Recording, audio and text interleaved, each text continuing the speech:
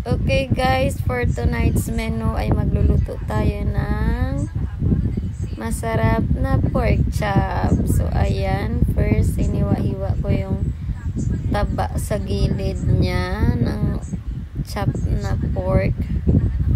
Then after that, saka natin siya timplahan. Hiniwa-hiwa ko siya para nuot yung pagka-marinate sa laman niya. At least dyan sa mga taba-taba. So ayan na, lagyan natin ng toyo. Tamang dami lang ng toyo. Tapos yung ground black pepper, then sugar. Bahala na kayo guys kung paano nyo tansyahin. Tapos nilagyan ko siya ng kalamansi. Ayan.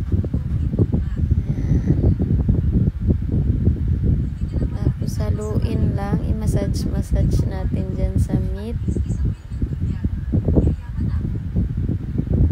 Tapos lastly, nilagyan ko rin siya ng oyster sauce.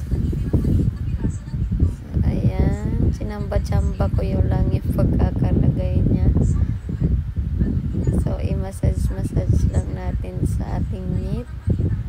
Tapos, after that, i-marinate natin siya ng mga 30 minutes at saka natin siya lutuin. So, massage lang.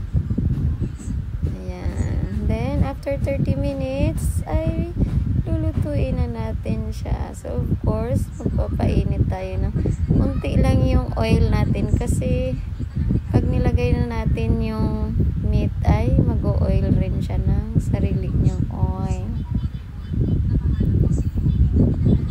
So, ayan. Lagay na natin ng ating pork chop.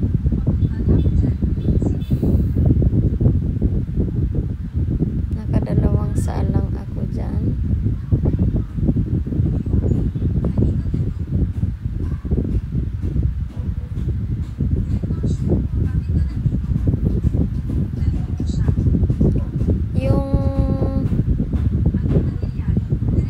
Heat niya guys ay mahina lang siya, as in mahina lang yung ng apoy para malambot yung pagkakaluto niya. So ayan na, binaliktad na natin siya.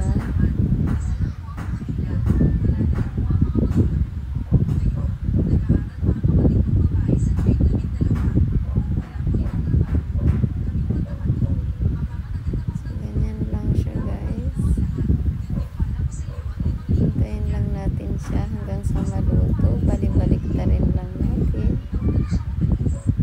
Tinakpan ko siya para mabilis siyang lumambot. So ayan na, mukhang luto na yung other side niya.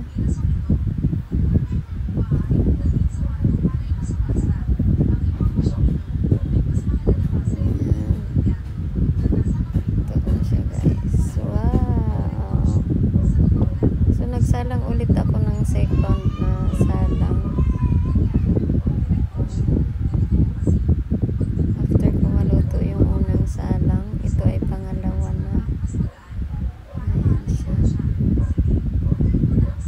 Pasensya na kayo sa video. Mahirap mag-video na nagluluto. Trying hard. Ayan.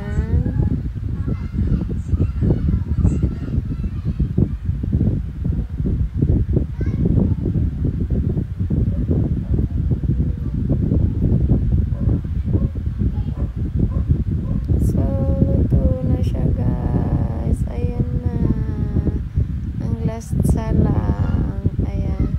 Sinap-chop ko pala siya guys ng maliliit para mabilis kainin at hindi na sila mahirapang kumain. So, ayan na. Ready to serve. That's it na. Thank you for watching. God bless everyone.